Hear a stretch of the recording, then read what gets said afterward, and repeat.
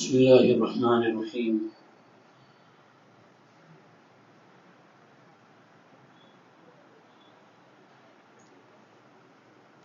الحمد لله نحمده ونستعينه ونستغفره ونؤمن به ونتوكل عليه ونعوذ بالله من شرور أنفسنا ومن سيئات أعمالنا.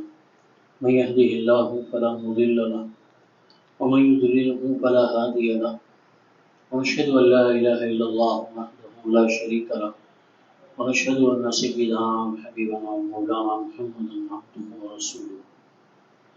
أما بعد، أعوذ بالله من الشيطان الرجيم. بسم الله الرحمن الرحيم. وعاشرهن بالمعروف. صدق الله العظيم.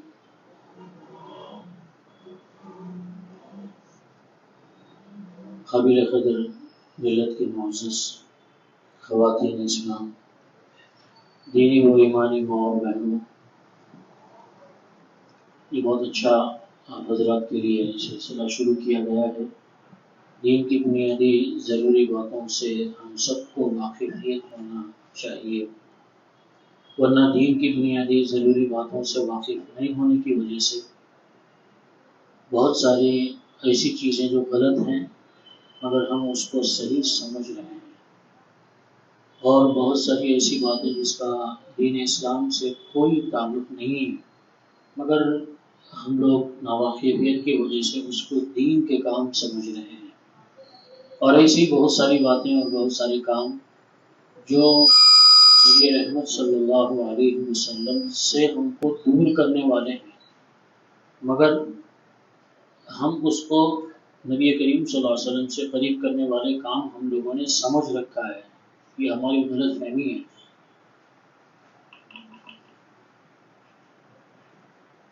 یہ ہماری غلط فہمی ہے. اس لیے یاد رکھنا چاہیے کہ اپنی سوچ و فکر کو صحیح کرنا، اور سوچ و فکر کا رخ صحیح رہے گا تو عمل صحیح ہوگا، اور سوچ و فکر کے رخ کو صحیح کرنے کے لیے علم کا صحیح ہونا ضروری ہے، علم کا حاصل ہونا ضروری ہے. بہرحال آج جو ہمارا موضوع ہے وہ نبی کریم صلی اللہ علیہ وسلم کی معاشرتی زندگی. ہم کوشش کریں گے، یہ تو بہت لمبا موضوع ہے، حضور صلی اللہ علیہ وسلم کی معاشرتی زندگی کو سمجھانے کے لیے بہت لمبا وقت چاہیے، مگر ضروری باتیں بالکل مین پوائنٹڈ گفتگو کرنے کی کوشش کریں گے. سب سے پہلی بات میں اپنے عنوان کے تعارف کراتا ہوں کہ معاشرہ کس کو بولتے ہیں. ہم میں سے اکثر کو نہیں معلوم ہے. معاشرہ جو ہے وہ عشرت سے ہے، عیش و عشرت بولتے ہیں، یعنی زندگی. معاشرہ کا مطلب ہوتا ہے کہ ایسے افراد کا مجموعہ کہ جن کے جو ہے ضروریات یا جن کے فائدے جو ہے ایک دوسرے سے جڑے ہوئے رہتے ہیں، اس کو معاشرہ کہتے ہیں. اور یہ معاشرہ جو ہے وہ انسان سے تعلق رکھنے والے حالات کا مجموعہ ہوتا ہے. اس لیے چاہے مسلمانوں کا ہو معاملہ ہو یا ہندو ہوں، دنیا کے اندر جتنے بھی مذہب کے ماننے والے ہیں یا مذہبوں کے نہیں ماننے والے ہیں، ان سب کا اپنا اپنا معاشرہ ہے. مسلمانوں کا معاشرہ اسلامی معاشرہ ہے، ہندوؤں کا ان کا اپنا معاشرہ ہے، یہود و نصارہ کا ان کا اپنا معاشرہ ہے، جین کا ان کا اپنا معاشرہ ہے، بدھسٹ ہے ان کا اپنا معاشرہ ہے. ہر ایک کا اپنا معاشرہ ہے. اللہ تعالیٰ نے قرآن مجید میں معاشرے کی اہمیت کی طرف اشارہ کیا. قرآن میں کتنی آیتیں ہیں جس میں اللہ نے فرمایا کہ یا ایھا الناس، یا ایھا الناس، اے لوگو. یہ ناس کے اندر سب شامل ہے. معاشرے کے اندر جتنے افراد ہیں، چاہے مسلمان ہو یا نان مسلم ہو، وہ سب ناس یعنی انسان اور لوگوں میں شامل ہیں.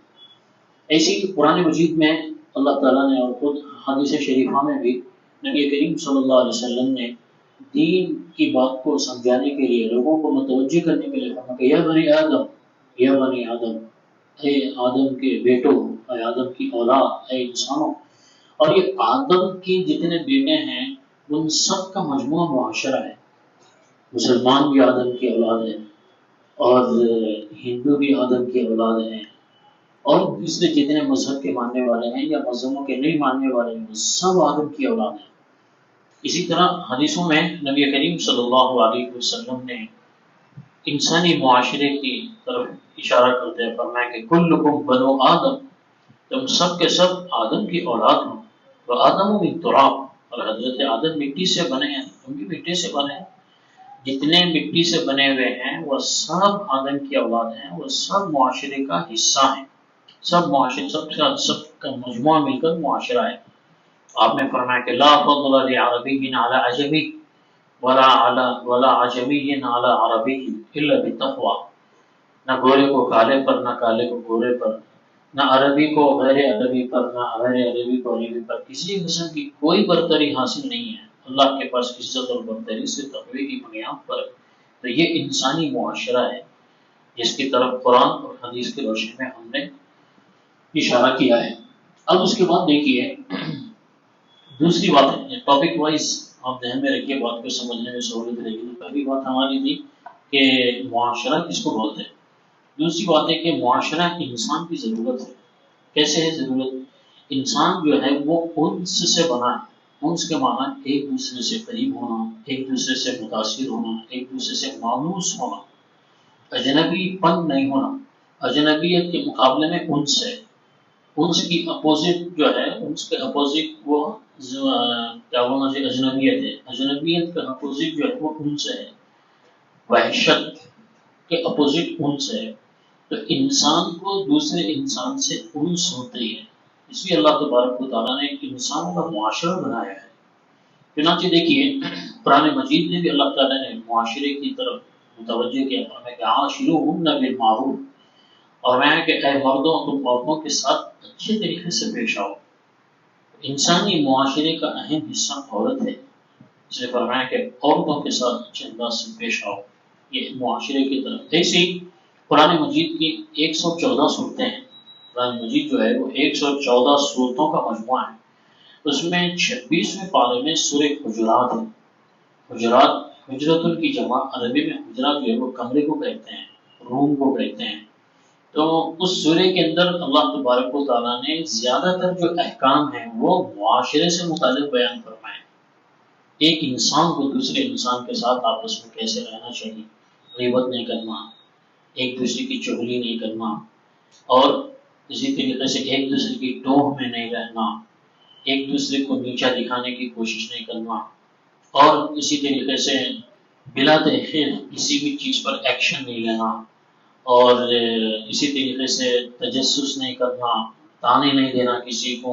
یہ سارے احکام کا خلاصہ ہے جو سورہ حجرات کے اندر اللہ تعالیٰ نے بیان فرمایا، اور یہ سارے احکام انسانی معاشرے اور انسانی سماج اور سوسائٹی کے تعلق رکھنے والی چیزیں ہیں۔ اس سے اندازہ ہوتا ہے کہ معاشرے کی کتنی ضرورت ہے انسان کو، اور اسلام نے معاشرے کی کتنی ضرورت اور اہمیت کو بتلایا ہے۔ اسی طریقے سے قرآن مجید کے اندر اللہ تبارک و تعالیٰ نے رہبانیت سے منع کیا ہے، رہبانیت کی مذمت بیان کی۔ کس کو بولتے ہیں رہبانیت؟ رہبانیت کہتے ہیں کہ اللہ کی عبادت کرنے کے لیے، دین پر عمل کرنے کے لیے، اللہ کی یاد کے واسطے بیوی، بچے، گھر بار، آبادی، رشتہ دار سب کچھ چھوڑ کے جنگل میں، پہاڑوں میں نکل جانا، وہیں پڑ جانا، وہیں رہ کے جو ہے اللہ اللہ کر لیتے ہیں، اس کو بولتے ہیں رہبانیت۔ اسلام میں پسندیدہ نہیں ہے، اس لیے اللہ نے قرآن میں فرمایا ما كتبنا علیہم الا ابتغاء رضوان اللہ، اور میں کہ حضرت سیدنا عیسیٰ علیہ السلام کے آسمانوں پر زندہ اٹھا لیے جانے کے بعد جو ان کے سچے مخلص، ان سے محبت، ان سے تعلق رکھنے والے، ان کی جو امتی تھے، ان لوگوں نے دیکھا کہ حضرت سیدنا عیسیٰ علیہ السلام کی دنیا سے اوپر اٹھا لیے جانے کے بعد ہمارے اندر دین کے اعتبار سے کمزوری آ گئی، اور معاشرے کے اندر بہت زیادہ بگاڑ اور خرابی آ گئی، اتنا زیادہ بگاڑ آ گیا، اتنی زیادہ خرابی آ گئی کہ اس خرابی کے ساتھ انسانوں کے درمیان ہوتے ہوئے دین عیسوی پر زندہ رہنا مشکل ہے۔ اس لیے وہ لوگ یہ سوچے کہ بیوی کے ساتھ رہنا دین کے لیے رکاوٹ ہے، بچے جو ہے اللہ کی عبادت میں رکاوٹ ہے، گھر بار خاندان یہ سب رکاوٹ ہے، انسانی آبادی، اس لیے چھوڑ کے جنگلوں میں نکل گئے۔ اللہ نے فرمایا کہ ما كتبناها علیہم، ہم نے رہبانیت کا ہم نے حکم نہیں دیا، نہ ہم نے کسی پیغمبر کی کوئی آسمانی کتاب میں اس کا حکم بھیجا، نہ کسی نبی نے یہ حکم دیا ہے، بس ایک اچھے مقصد سے اگرچہ کہ شروع کریں وہ لوگ، مگر اس کو نبھا نہیں سکے، تمہارا اوہا حق رعایتها، اس کو نبھا نہیں سکے، جس کی وجہ سے بہت ساری خرابیاں پیدا ہوئی۔ इसी तरीके से हदीसों में आता है कि प्यारे नबी सल्लल्लाहु अलैहि वसल्लम ने इरशाद फरमाया कि इन्नल्लाह युहिब्बुल अब्दल मुफत्तनत तव्वाब, फरमाया कि अल्लाह ताला ऐसे बंदे से मोहब्बत करते हैं जो बंदा इंसानों के बीच में रहता है और इंसान में रहने वाले लोगों की तरफ से मुख्तलिफ किस्म के हालात का शिकार होता है और उसको बर्दाश्त करता है। ऐसे बंदे से अल्लाह ताला मोहब्बत करते हैं। वरना तो जाहिर बात है कि इंसानी आबादी को छोड़कर अगर कोई आदमी जंगलों में, पहाड़ों में, बियाबानों में निकल जाए, उसको तो किसी इंसान से कोई लेना देना है ही नहीं। इंसानों से तो उसको कोई साबिक़ा पड़ने वाला ही नहीं है। इसलिए उसको उसकी तबीयत के खिलाफ क्या चीज़ पेश आ सकती है, उसको बर्दाश्त करने का क्या है। तो अल्लाह के नबी ने फरमाया कि इन्नल्लाह युहिब्बुल अब्दल मुफत्तनत तव्वाब, इंसानों के बीच में रहने की वजह से, इंसानों की तरफ से जो उस पर उसकी तबीयत के खिलाफ होने की वजह से जो हालात पेश आते हैं उसको बर्दाश्त करता है। ऐसे बंदे से अल्लाह ताला मोहब्बत करते हैं। एक और वाक़या है बड़ा दिलचस्प, हदीस की किताबों में सब में बतला रहा है कि इंसानी मुआशरा और समाज इंसान की ज़रूरत है कि तीन सहाबा, उसमें गालिबन हजरत उबादा बिन सामित रज़ियल्लाहु अन्हु भी थे और दीगर दो तीन सहाबा थे। वो नबी करीम सल्लल्लाहु अलैहि वसल्लम के घर तशरीफ ले गए। इत्तेफाक से हुज़ूर सल्लल्लाहु अलैहि वसल्लम उस वक्त घर पे नहीं थे। तो आपकी अज़वाज मुतहरा से पूछा कि प्यारे नबी सल्लल्लाहु अलैहि वसल्लम घर में रहते हैं तो क्या करते हैं, क्या इबादत होती है। तो अज़वाज मुतहरात ने बताया कि नबी करीम सल्लल्लाहु अलैहि वसल्लम घर में जो है वो खाना भी खाते हैं, सोते भी हैं, बीवी बच्चों से बातें भी करते हैं, नमाज़ें भी पढ़ते हैं, मस्जिद में भी जाकर पढ़ते हैं, घर में भी पढ़ते हैं, ये है। तो उन लोगों ने ये समझा कि अरे हम तो ये समझे कि अल्लाह के नबी घर में आके खाली इबादतें कर लेते रहते, मगर हमारे को हमारी तरह हुजूर सल्लल्लाहु अलैहि वसल्लम भी खा रहे हैं, पी रहे हैं। तो फिर सोचा कि नहीं, अल्लाह के नबी सल्लल्लाहु अलैहि वसल्लम तो बहुत बड़ी हस्ती है, अल्लाह ने आपके अगले पिछले सारे गुनाहों को माफ कर दिया है, इसलिए आपका थोड़ा अमल बहुत है। उसके बाद वहीं ठहर के बातें कर ले रहे वो लोग। एक ने कहा कि भाई मैं अब जो है अल्लाह की इबादत और बंदगी के लिए अपनी ज़िंदगी को वक्फ कर दूंगा, मैं शादी नहीं करूंगा। खास मेरी जो शादी की जो ताकत है, सेक्स पावर है मेरा, वो पूरा मैं जो है अल्लाह की इबादत और बंदगी के अंदर लगा दूंगा। और एक सहाबी ने कहा कि खाना पीने से जो है सुस्ती आती है और वो अल्लाह की इबादत में रुकावट है, इसलिए मैं खाना पीना ही छोड़ दूंगा, जिंदगी भर खाली रोजा ही रखूंगा मैं। और एक साहबी ने इसी तरह की बात कही कि मैं जो है हमेशा खाली इबादत ही करता रहूंगा। तो ये तीनों की ये बातें नबी करीम सल्लल्लाहु अलैहि वसल्लम जब घर तशरीफ लाए तो आपके अज़वाज मुतहरात ने फरमाया कि या रसूलल्लाह, कुछ लोग आए थे और यहाँ दरवाजे के पास खड़े रहकर इस तरह की बातें कर ले रहे थे। तो नबी करीम सल्लल्लाहु अलैहि वसल्लम ने सोचा कि कहीं वो लोग बीवी बच्चों को छोड़कर खाली इबादत में अपने आप को लगाए रखना, इसी को दीन समझेंगे कहीं, किसी को बंदगी समझेंगे कहीं। इसलिए आपने सहाबे कराम को ऐलान करके मस्जिद में सहाबा को जमा किया और उसके बाद फरमाया कि मैंने सुना है कि कुछ लोगों का ये ख्याल है और कुछ लोगों ने इस तरह की बातें की हैं और मैं कि उनको ऐसा नहीं करना चाहिए। क्यों? इसलिए कि उनके लिए मैं बेहतरीन नमूना हूँ। मेरा जो आइडियोलॉजी मेरी है, मेरा जो आइडिया तुम्हारे सामने है, वो तुम्हारे लिए बेहतरीन रोल मॉडल है। मेरे को देखो कि तुम में सबसे ज्यादा अल्लाह से डरने वाला मैं, सबसे ज्यादा तकवा परहेज़गारी रखने वाला, अल्लाह की नाफरमानी गुनाह से बचने वाला मैं हूँ, और मैं कि सबसे ज्यादा अल्लाह की इबादत और बंदगी करने वाला मैं हूँ। तो मेरे को देखो, मेरी जिंदगी को सामने रखो कि मैं जो है बीवी बच्चों के बीच में भी रह रहा हूँ, मैं शादियां भी कर रहा हूँ, मैं बच्चे भी पैदा कर रहा हूँ, मैं बच्चों की परवरिश भी कर रहा हूँ, मैं बीवी की ज़रूरियात भी पूरी करने की कोशिश कर रहा हूँ, अल्लाह की इबादत भी मैं कर रहा हूँ, मैं गुनाह से भी बच रहा हूँ। ये है इंसानी मुआशरा, इंसानी समाज। इंसानों के बीच में रहते हुए अल्लाह ताला की इबादत और बंदगी का एहतमाम करना और जो है इसको छोड़कर भागना है। ये दो टॉपिक हुए हैं। सबसे पहले मैं हर जो है स्टेप है, पिछले पूरे स्टेप को मैं रिपीट कर लेते रहूँगा, क्योंकि मेरे को ये मालूमात के साथ ये बात को जहन में रखना है। फिर आखिर में सवालात भी करना है। हमारे शुएब साहब फ़ोन पे ऑर्डर दिए तो वो सवाल भी मैं बना लिया, वो सवाल भी इंशाल्लाह आखिर में लिखाऊंगा। तो मेरी सवाल मेरे जो ये टॉपिक वाइज है और जो ऑर्डर वाइज है, इसको आप अच्छी तरह जहन में रखेंगे तो बात भी जहन में बैठेंगी और आपको क्वेश्चन के आंसर भी आसान होंगे। फर्स्ट स्टेप मेरा था कि मुआशरा किसको बोलते हैं, और सेकंड स्टेप मैंने कहा कि मुआशरा इंसान की कितनी अहम ज़रूरत है। تیسری چیز دیکھیے، اب تھرڈ اسٹیپ ہے میرا کہ دور جاہلیت کا معاشرہ.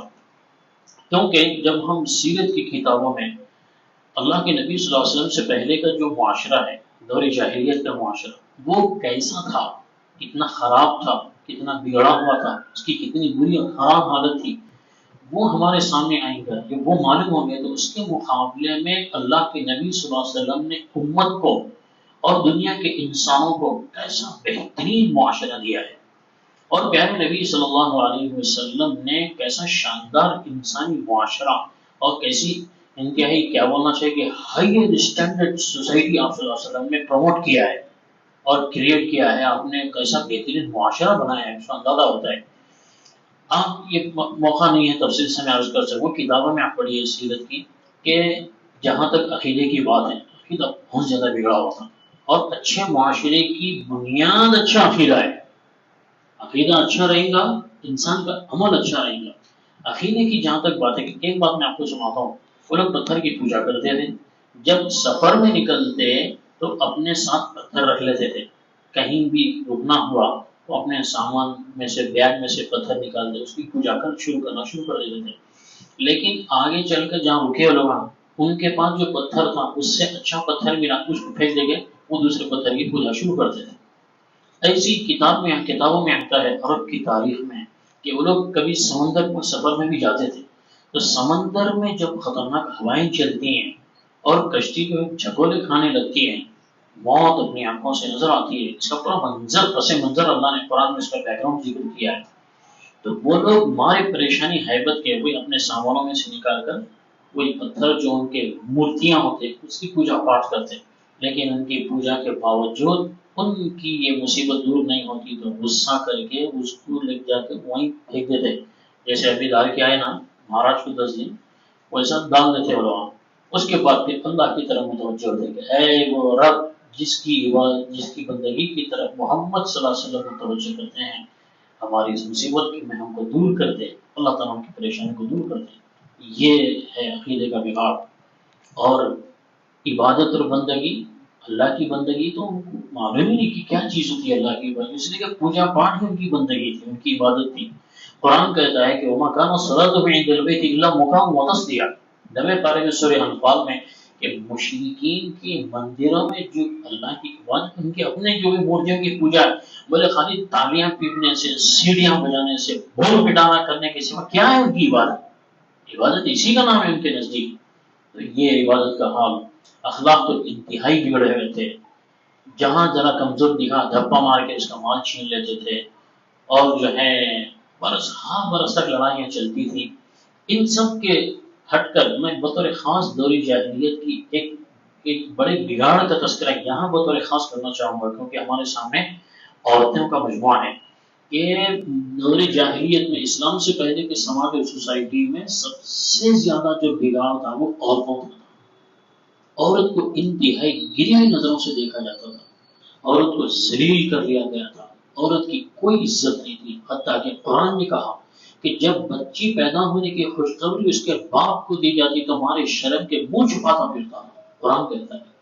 اور قرآن نے کہا کہ بچی پیدا ہونے کے بعد اگر بڑی ہوگی تو اس کو شادی کرنا پڑے گا، داماد کے سامنے جھکنا پڑے گا، وہ کام میں نہیں کر سکتا، اس لیے یہ بچی رہنا نہیں، اس کی شادی ہونا نہیں، اور اس کے سسرال والوں کے سامنے جھکنا نہیں، سسرال کے تانے سننا نہیں، لہٰذا بچے کو زندہ دفن کر دیتے تھے.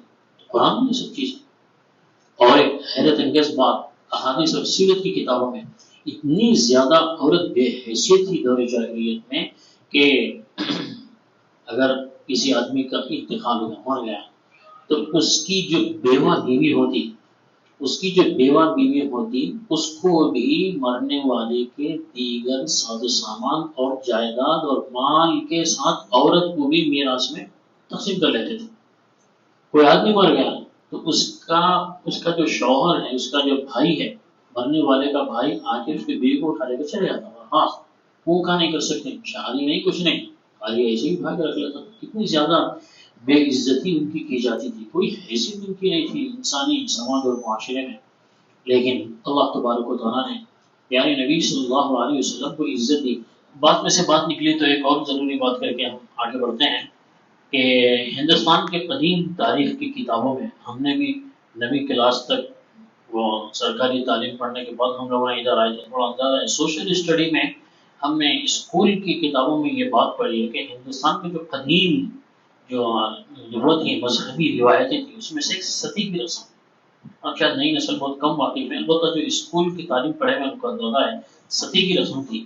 ستی کی رسم کا مطلب ہوتا ہے کہ آدمی مر جاتا ہے، ہندوؤں میں آدمی جلایا جاتا ہے، لیکن مرد آدمی اگر مر گیا تو اس کی زندہ بیوی کو اس کے بازو اس کو بھی زندہ جلا دیتے تھے، یہ مطلب ہے ستی کا رسم۔ لیکن آپ ہندوستان کا معاشرہ دیکھیے، پورے ہندوستان کے اندر آج کہیں بھی ستی کی رسم باقی نہیں ہے۔ یہ ہمارے نبی کا احسان ہے کہ ہمارے نبی صلی اللہ علیہ وسلم نے عورت کو جو انتہائی بے عزتی کے نچلے مقام پر گر چکی تھی اٹھا کر اس کا مقام دیا۔ اس کا نتیجہ یہ ہوا کہ ہندوستان جیسے قدیم ہندو مذہب کے اندر ان کی اپنی ہندو رسم بھی جو ختم ہوئی ہے وہ ہمارے نبی کا احسان ہے۔ اور یہ آج کل کے حکمران بے حیا اور کیا ہونا چاہیے کہ ظالم اور انتہا درجے کے جاہل، ان کو خود کی اپنی تاریخ کا اندازہ نہیں ہے کہ تمہارے اپنے سماج سے جو صدی کی منحوس رسم ختم ہوئی ہے وہ ہمارے نبی کا احسان ہے، اور ہمارے نبی کا احسان رکھ کر ہمارے خلاف سازشیں کرتے ہیں۔ خیر یہ الگ بات ہے۔ اس طریقے سے نبی کریم صلی اللہ علیہ وسلم نے عورت کو معاشرے کا اہم ترین فرد بتلایا ہے۔ یہ پیارے نبی صلی اللہ علیہ وسلم کے معاشرے کی زندگی کا تذکرہ ہے، اور اللہ کے نبی صلی اللہ علیہ وسلم نے عورت کو معاشرتی زندگی کا اہم ترین حصہ قرار دیا ہے۔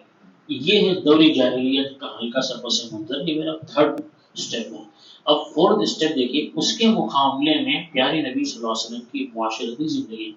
اب اس میں دو چیزیں ہیں، ایک تو یہ ہے کہ آپ صلی اللہ علیہ وسلم نے اپنی ارشادات، اپنی احادیث شریفہ اور اپنے ہدایات کے ذریعے سے جو انسانی معاشرے کی اہمیت کو بتلایا ہے، ایک تو وہ ذہن میں رکھنا ہے، اور اس کے ساتھ ساتھ آپ کا اپنا جو پریکٹیکل آپ کی جو لائف تھی وہ کتنی اعلیٰ ترین آپ صلی اللہ علیہ وسلم کی معاشرت تھی۔ میں نے شروع میں بتایا، آپ کو یاد ہوگا کہ انسانی معاشرہ جو ہے وہ مختلف افراد کا مجموعہ ہوتا ہے ایک، اور دوسرے کہ انسانی سماج میں جو ہے وہ ضروریات زندگی اور فوائد جو ہیں وہ ایک دوسرے سے اٹیچ ہوتی ہیں، اس لیے معاشرے کے اندر جتنے افراد ہیں وہ سب معاشرے کا حصہ ہے۔ معاشرے کا ایک فرد جو ہے مثلا ماں باپ ہے، قرآن مجید کے اندر اٹھا کر دیکھیے کیا اہمیت قرآن نے ماں باپ کی بتلائی ہے۔ ایک بات میں کہتا چلوں، قرآن نے یہاں تک کہا ہے کہ وہ ان جاہداک علی ان تشرک بی ما لیس لک بہ علم فلا تطعهما وصاحبهما فی الدنیا معروفا، کہ اگر کسی کے ماں باپ مسلمان ہیں ان کی عزت، ان کا احترام، ان کا ادب تو کرنا ہی کرنا ہے۔ قرآن میں سورہ لقمان میں اللہ تعالیٰ نے فرمایا کہ اگر کسی کے ماں باپ مشرک ہیں، اور وہ نہ صرف مشرک ہیں بلکہ اپنی مسلمان اولاد پر پریشر ڈال رہے ہیں شرک کرنے کے لیے، پریشر ڈال رہے ہیں، تو اولاد کو اللہ نے کہا کہ اپنے ماں باپ کے پریشر میں آ کر شرک نہیں کرنا، بت پرستی نہیں کرنا، مگر اس کے باوجود ماں باپ کی عزت کرنا۔ اس کا مطلب یہ ہے کہ ماں باپ ہندو ہیں، غیر مسلم ہیں، پھر بھی ان کی عزت کرنا۔ ماں باپ جو ہے شرک اور بت پرستی پر پریشر ڈال رہے ہیں تب بھی ان کا ادب و احترام کرنا۔ قرآن مجید میں اللہ نے پیغمبروں کے واقعات بیان فرمائے۔ حضرت ابراہیم علیہ السلام کا واقعہ آپ جگہ جگہ پڑھتے ہیں کہ حضرت ابراہیم علیہ السلام کے والد آزر ایک تو بت پرست تھے، یعنی مورتیوں کی پوجا پاٹ کرنے والے، اور دوسرے بت گر تھے، یعنی بت مورتیاں بنانے والے تھے، اور تیسرے بت فروش تھے، بتوں کو بیچتے تھے، اور تیسرے بت پرستی کے داعی تھے، خود بھی پوجا پاٹ کرتے تھے دوسروں کو بھی۔ اب ایسے شیطان کے پیٹ میں ولی اللہ کی قدرت ہے، کبھی ولی کے پیٹ میں شیطان کو پیدا کر دیتے ہیں، کبھی شیطان کے پیٹ میں ولی کو پیدا کر دیتے ہیں، اللہ تعالیٰ کی قدرت ہے یہ۔ اس لیے کبھی بھی اپنی دینداری پر یعنی تکبر نہیں کرنا، گھمنڈ نہیں کرنا، معتبری نہیں کرنا، اللہ تعالیٰ کے فضل کے ہمیشہ محتاج بن کے رہنا کہ کام تو ہمارے صرف انہیں کے بنانے سے بنتے ہیں، ہم سے کچھ بھی نہیں ہوتا۔ تو غرض یہ کہ حضرت ابراہیم علیہ السلام دنیا کے سب سے بڑے موحد، بلکہ علماء نے تو لکھا ہے کہ پیارے نبی صلی اللہ علیہ وسلم کے بعد پچھلے نبیوں میں کسی کا اگر مقام معتبر ہے تو وہ حضرت ابراہیم علیہ السلام، انہوں اتنے بڑے موحد، ان کے بعد اتنے بڑے مشرک۔ ظاہر بات ہے کہ باپ کے شرک کو دیکھ کر بیٹے کو تو غصہ آئے گا، مگر بیٹا اپنے دینداری کی وجہ سے باپ کے شرک اور کفر پر کسی قسم کی بدتمیزی کا معاملہ نہیں کرتا ہے۔ نہ صرف یہ، بلکہ حضرت ابراہیم علیہ السلام نے کہا کہ لَئِن لَّمْ تَنْتَهِ لَأَرْجُمَنَّكَ وَاهْجُرْنِي مَلِيًّا، کہ اگر تو بتوں کی پوجا پاٹ کے خلاف بولنا نہیں بند کرے گا، مار مار کے گھر سے نکالوں گا تیرے کو، مار مار کے نکالوں گا گھر سے۔ حضرت ابراہیم علیہ السلام السلام علیکم، آپ مجھے کتنا ہی تکلیف پہنچائے مگر میں آپ کو کچھ نہیں کروں گا، آپ کے برابر ہمدردی خیر خائی کرتا رہوں گا، آپ سے محبت کروں گا برابر، آپ کی خدمت کروں گا برابر، آپ کو دین کی دعوت دیتا رہوں گا برابر۔ یہ ہے انسانی معاشرے کا سب سے پہلا اعلیٰ ترین طبقہ ماں باپ کا، ماں باپ کے ساتھ حسن سلوک یہ انسان اسلامی معاشرے کی پہچان ہے۔ اور اس کے بعد پھر ماں باپ کے کیا کیا حقوق ہیں، ساری تفصیلات اس کے اندر ہے کہ ماں باپ کی عزت کرنا، احترام کرنا، ان کی آواز سے اپنی آواز کو بلند ہونے نہیں دینا، ان کے آگے نہیں چلنا، ان کے سامنے اکڑ کے نہیں چلنا، ان کے سامنے ادب و احترام کے ساتھ رہنا، ان کی جائز باتوں کو پورا کرنے کی کوشش کرنا، اگر انہوں ناجائز چیز کی خواہش کرے وہ خواہش پوری نہیں کرنا، مگر پھر بھی ان کے ساتھ ادب و احترام کا دامن نہیں چھوڑنا، وقتاً فوقتاً ملتے رہنا، بیمار پڑ جائے تو عیادت کرنا، یہ سب ہے۔ اور انتقال کے بعد وطن فروغوں کے قبر کی زیارت کرتے رہنا، ان کے حق میں دعائیں خیر کرتے رہنا، اِیصال ثواب کرتے رہنا، انہوں نے کوئی وصیت کیا ہے یا قرض چھوڑ کے مرا ہے، اللہ نے ہم کو طاقت رکھو دی ہے تو اس کو ادا کرنے کی کوشش، یہ ہے معاشرے کا اللہ کے نبی نے جو معاشرہ دیا ہے وہ ہے۔ ایک واقعہ سناتے ہوئے ہم آگے بڑھتے ہیں۔ سیرت کی کتابوں میں آتا ہے کہ پیارے نبی صلی اللہ علیہ وسلم ایک مرتبہ صحابہ کرام کے ساتھ کسی غزوے سے واپس ہو رہے، مدینہ کے قریب میں ابوا ایک مقام ہے، وہاں پیارے نبی صلی اللہ علیہ وسلم کے والدہ بیوی آمنہ کا مزار ہے، وہاں سے ہم گزر رہے تھے تو آپ نے صحابہ سے کہا کہ تم لوگ آہستہ آہستہ چلتے رہو، بس میں ابھی یہاں رک کے تھوڑی دیر آ رہا ہوں۔ تو آپ صلی اللہ علیہ وسلم اترے، وہاں سے گزرتے ہوئے اپنے ماں کی یاد آئی، تو آپ قبر کے پاس سر رکھ کر بہت دیر تک آپ وہاں روئے، ماں کی محبت میں، ماں کی یاد میں۔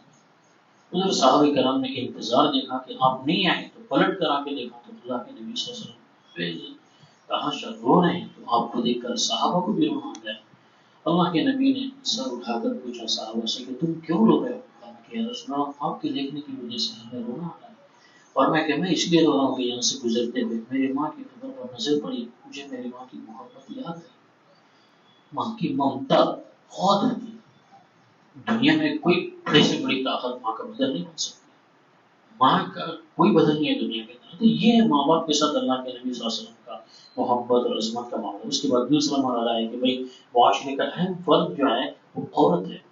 شریعت نے عورت کی اہمیت کو، ماں کی اہمیت کو بتایا، فرمایا کہ اس کے قدموں کے نیچے جنت ہے، یعنی اس کی خدمت کریں گے تو جنت ملیں گے، ورنہ ایک انسان سنیے کرتے ماں کے قدموں کے نیچے جنت ہے، وہ تو امی کا جو بستر تھا چار پائی اس کے نیچے کھبا کر کھدائی شروع کر دی، ارے کیا کرنا میں آج انسان بولے کہ ماں کی جو ہے قدموں کے نیچے جنت ہے، تو اس لیے وہ تخت کے نیچے کا حصہ کھودنا شروع کرا۔ ارے بھائی تم زندگی میں کھود دے رہا ان کی خبر؟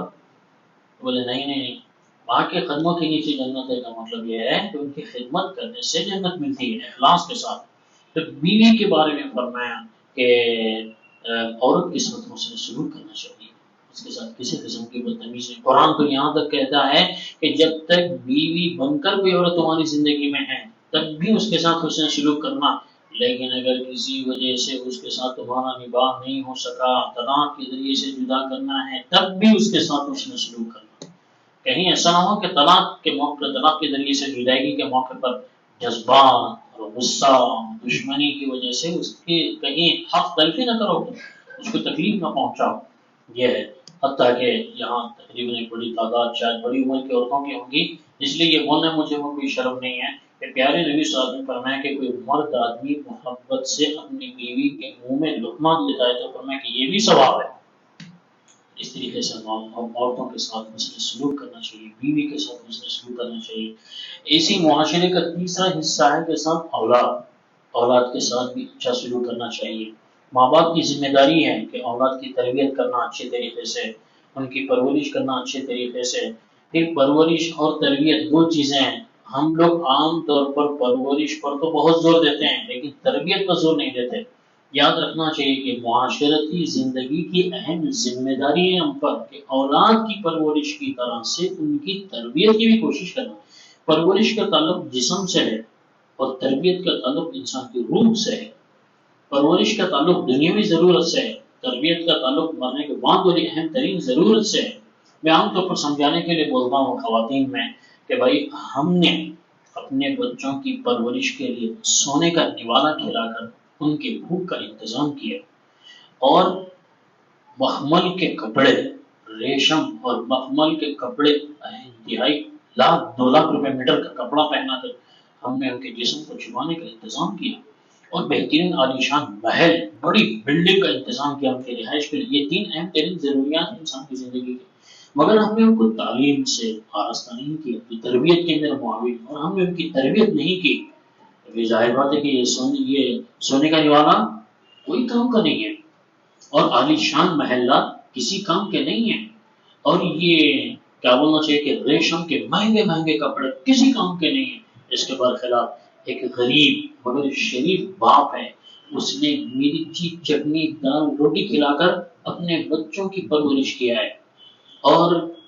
کپڑے کا لباس نہیں ملا تو ٹاٹ کے کپڑے پہنا کر اپنے بچوں کے جسم کو چھپانے کا انتظام کیا، گھر میسر نہیں ہوا تو جھوپڑ پٹی میں اپنے بچوں کو رکھ کر اس نے پرورش کی، لیکن تعلیم تربیت سے آراستہ کیا۔ تو یاد رکھنا کہ یہ بچے، یہ باپ کی دال روٹی اس کے سونے کے لیے سے بہتر ہے، اس کی جھوپڑ پٹی اس کے اعلیٰ ترین محل سے کہیں زیادہ بہتر ہے، اور اس بچے کے ٹاٹ کے کپڑے مخمل سے کے کپڑوں سے کہیں زیادہ بہتر ہے۔ اس لیے کہ کھانے کی ضروریات، لباس کی ضروریات، اور آپ کے جو ہے گھر کی ضروریات، یہ تو سب فنا ہو جانے والی چیزیں۔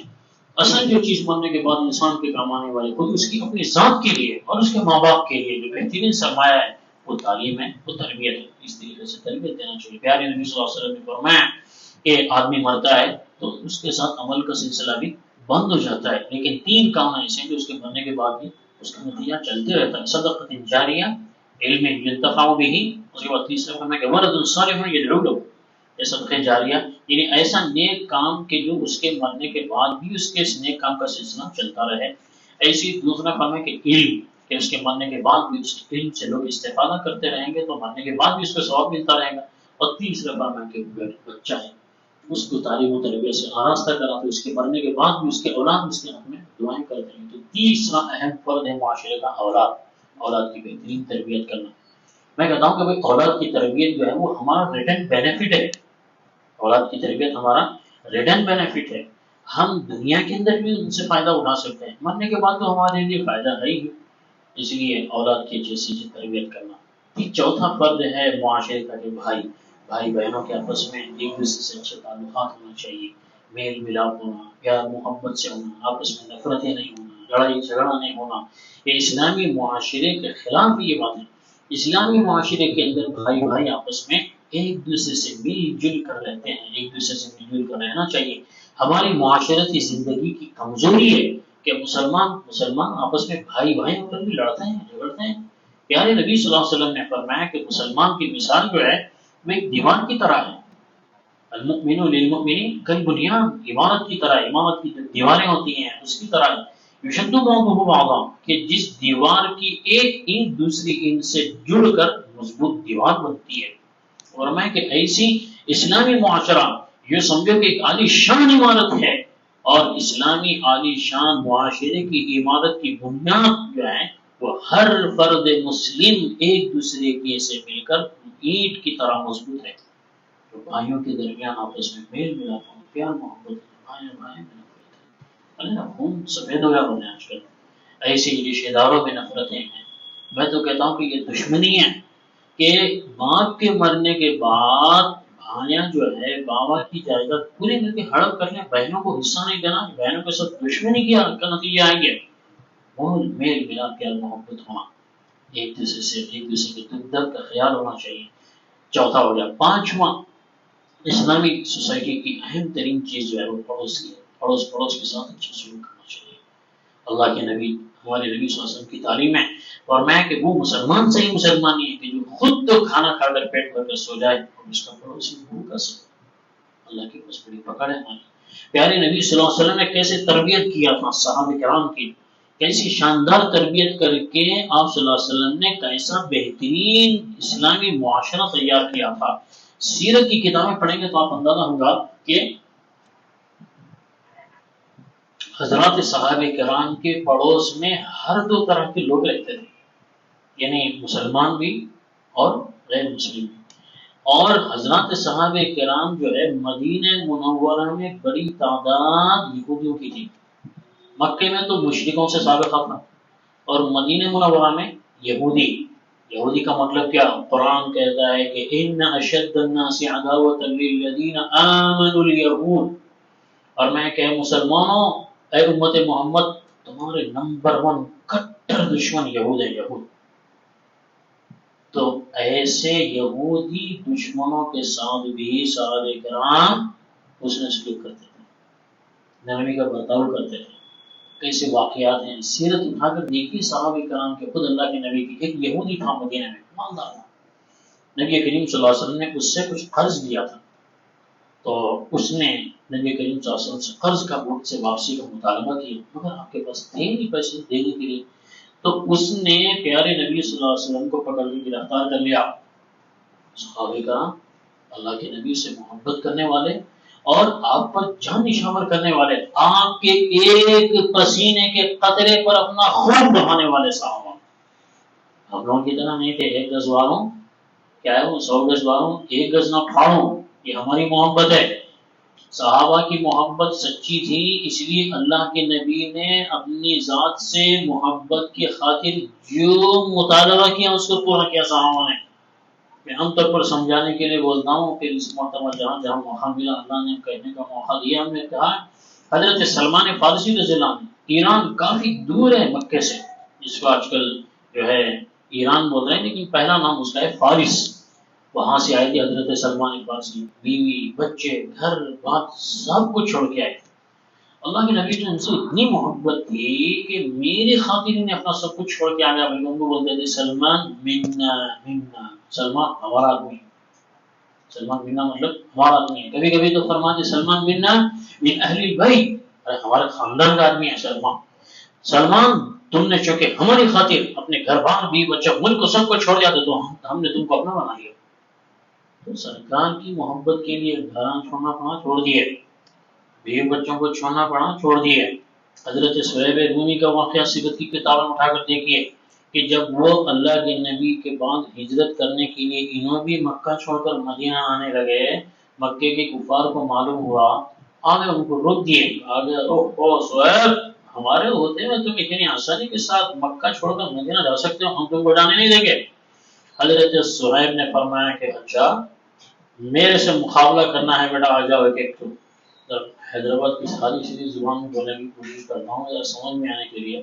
حضرت صہیب رومی رضوان بڑے ماہر تیر انداز تھے، زبردست تیر چلاتے تھے. بولے کہ بیٹا آنا ہے مقابلے کے لیے، آ جاؤ، ایک ایک کو چینیاں کر دیتا ہوں، تم نہ پورے ایک طرف میں اکیلا ایک طرف، یا پھر تم کو میرا مال چاہیے، مکے میں فلاں جگہ میرا گھر ہے، فلاں جگہ میرا پلاٹ ہے، فلاں جگہ میری دکان ہے، لے لو میری پراپرٹی، چھوڑ دو مجھے. ان لوگوں نے کہا کہ بھائی تمہارے دین سے ہمارا کوئی کیا بھی لینا دینا نہیں ہے، بس تمہاری جائیداد ہڑپنا مقصود ہے، جاؤ تم چھوڑیے. جب وہ مدینہ پہنچتے ہیں حضرت جبرائیل قرآن مجید کی آیت شریفہ لے کر آ رہے ہیں جس میں حضرت صہیب رومی رضی اللہ تعالیٰ عنہ کی خوبی کو اللہ نے بیان کیا. فرمایا کہ وَمِنَ النَّاسِ مَن يَشْرِي نَفْسَهُ ابْتِغَاءَ مَرْضَاتِ اللَّهِ، اے اللہ اے میرے نبی، ایسے بھی آپ کے چاہنے والے ہیں کہ انہوں نے اپنی پوری زندگی بھر کا سرمایہ لٹا دیا آپ کے پاس پہنچنے کے لیے، پوری زندگی بھر کی پراپرٹی کو انہوں نے چھوڑ دیا آپ کی خاطر. تو ہم سمجھانے کے لیے بول رہے ہیں سیرت کے مہینے میں جگہ جگہ صحابہ کو جو ہے اللہ کے نبی کے مقابلے میں جو روحاں بیچ میں آئے تو چھوڑ دیے، اولاد آڑے آئے تو چھوڑ دیے، اماں باپ گھر بار بیچ میں آئے تو چھوڑ دیے، نبی کی محبت کی خاطر ملک چھوڑنا پڑا چھوڑ دیے، زندگی بھر کی جائیداد چھوڑنا پڑا چھوڑ دیے. یہاں خالی جھنڈے چھوڑو ہو رہے ہیں، نہیں چھوڑنے تیار نہیں ہے. یہاں پہ خالی جو ہے خواہشات چھوڑو بولو تو نہیں چھوڑ رہے ہیں. اور صبح جن کو محبت ہے نا اللہ کے نبی سے، تو صبح فجر کی نماز کے واسطے نیند چھوڑو بولو تو نہیں چھوڑ رہے ہیں. खर्राटों को छोड़ो बोलो तो नहीं छोड़ रहे हैं, नींद को छोड़ो बोलो तो नहीं छोड़ रहे हैं, पार्टना छोड़ो बोलो तो नहीं छोड़ रहे हैं, सूद को छोड़ो बोले तो नहीं छोड़ रहे हैं, झूठ को छोड़ो यानी जो चीजें छोड़ने की है वही छोड़ो बोल रहे हैं। और याद रखना चाहिए कि गुनाह सबसे बड़ी रुकावट है प्यारे नबी सल्लल्लाहु अलैहि वसल्लम की मोहब्बत के रास्ते में। जब तक गुनाह को नहीं छोड़ेंगे अल्लाह के नबी तक किसी की पहुंच नहीं हो सकती है। उसूल अल्लाह ताला तबारक व तआला ने तय कर किया है। तो अर्ज यह कि नबी करीम सल्लल्लाहु अलैहि वसल्लम ने ऐसा बेहतरीन शानदार मुआशरा तैयार किया। तो मैं इस पर बोल रहा था कि हजरत सहाबा किराम के पड़ोस में यहूदियों की बड़ी तादाद रहती थी, मगर सहाबा किराम जो है यहूदियों के साथ भी उससे सलूक करते थे। तो उस ज़मीन में वाक़या मैंने सुना है कि एक यहूदी था, मालदार था, उससे अल्लाह के नबी सल्लल्लाहु अलैहि वसल्लम कर्ज ले रखा था और आप वक्त पे अदा नहीं कर सके, आपके पास पैसे नहीं थे, इतनी गुर्बत थी आपको, तो उसने आपको गिरफ्तार करके रख लिया।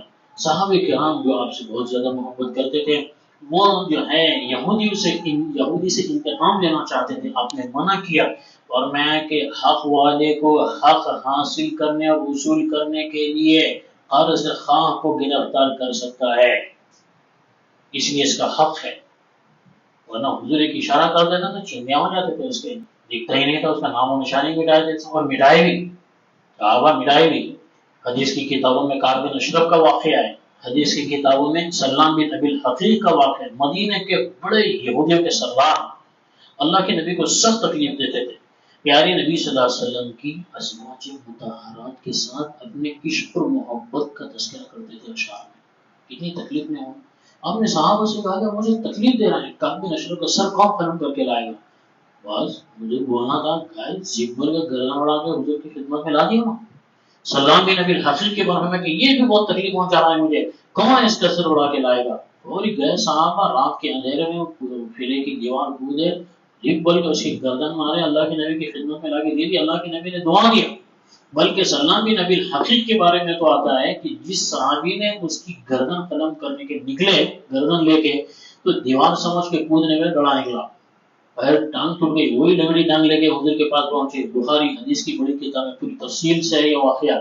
तो सरकारी दो आलम सल्लल्लाहु अलैहि वसल्लम को बतलाया कि या रसूलल्लाह ये मेरी टांग टूटी है, आपने अपना दस्ते मुबारक रखकर उनको पढ़ के फूंका। तो वो सहाबी का कहना है कि जो लंगड़ी टांग की अल्लाह के नबी ने दुआ दिया है वो अच्छी सेहतमंद टांग से ज्यादा मजबूत होगी। तो गर्ज ये कि सहाबा ने तो ऐसे ऐसे कारनामे अंजाम दिए, तो सहाबा के लिए क्या मुश्किल था वो यहूदी एक ही धक्के में चिंता कर देना, कोई मसला ही नहीं था उनके लिए, मगर अल्लाह के नबी ने मना किया। अब देखिए असल जो वाक़या मैं सुनाना चाह रहा हूँ, हुजूर की मुआशरत जिंदगी, उसने एक दिन यानी कुल 5 नमाजें अल्लाह के नबी को रोके रखा और वहीं नबी सल्लल्लाहु अलैहि वसल्लम ने नमाज पढ़ी। उसके बाद क्या बेहतरीन इबरत अंगेज वाक़या, जब पूरा एक दिन हो गया तो उसने सरकार की खिदमत में अदब व एहतराम के साथ हाजिर होकर कहा कि या रसूलल्लाह, बिस्मिल्लाह, मैं आपको गिरफ्तार करके तकलीफ नहीं देना चाहता था, मैं यहूदी हूँ, मैंने तौरेत हजरत मूसा अलैहिस्सलाम की किताब पढ़ा है, उसके अंदर आपकी सिफात को मैंने पढ़ा, मैं देखना चाहता था आपके सिफात वही हैं जो हमारी किताब के अंदर लिखे हुए हैं, बेआई नहीं है, वही आपके अंदर सिफात है। मुझे यकीन हो गया कि आप ही वो मोहम्मद रसूलुल्लाह है जिस मोहम्मद का जिक्र हमारी तौरेत के अंदर है। उसके बाद उसने कहा कि ये जो कर्ज मैंने आपको दिया कोई हैसियत नहीं है, मेरा पूरा माल आप पर कुर्बान, मेरा पूरा माल आप पर कुर्बान, मुसलमान हुआ है। ये मुआशरती जिंदगी इस वक्त हम लोगों की बहुत ज्यादा खराब है।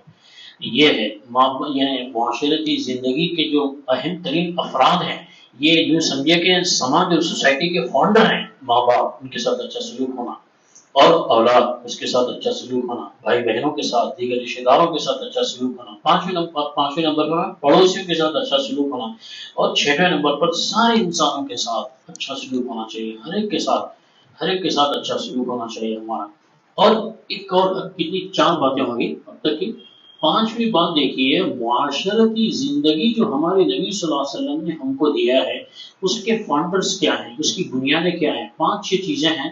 मैं जो है क्या बोलना चाहिए कि मुख्तसर तो हम किसी तशरीह के साथ उसमें सुनाने की कोशिश करूंगा या आपको समझाने की कि प्यारे नबी सल्लल्लाहु अलैहि वसल्लम ने जो इंसानों के सामने अपनी मुआशरती जिंदगी को रखा है, उसकी बुनियाद है ईमान। तो शुरू में कहा सबसे पहली बुनियाद ईमान है। ये ईमान ही वो चीज है कि जो है ایک مسلمان کو اللہ تعالیٰ کے احکام پر آمادہ کرتے ہیں۔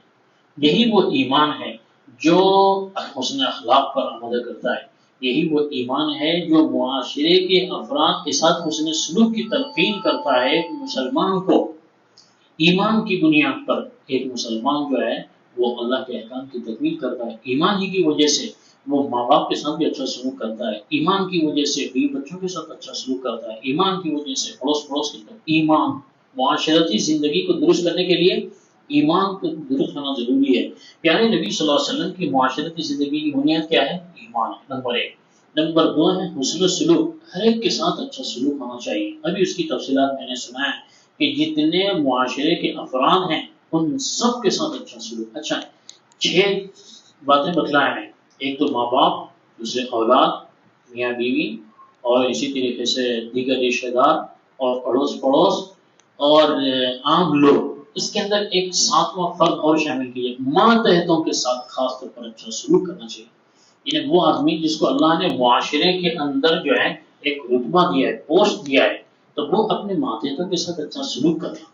اس وقت ہمارے معاشرے کے اندر بہت ساری خرابیاں ہیں، اس میں سے یہ بھی ہے کہ ہر وہ شخص کہ جس کو اللہ تبارک و تعالیٰ نے اسٹیٹس دیا ہے، ایک مقام دیا ہے، ایک ذمہ داری دیا ہے، وہ اپنے ماتحتوں کے ساتھ اچھا سلوک پسند نہیں کر رہے ہیں۔ یہ ہے معاشرے کا بگاڑ۔ مثال کے طور پر شوہر ہے، اس کی ماتحتی میں کون ہے؟ بیوی ہے، بیوی کے ساتھ اچھا سلوک کرنا چاہیے۔ ماں باپ ہیں، ان کے تحت ان کی اولاد ہیں، اولاد کے ساتھ اچھا سلوک ہونا چاہیے۔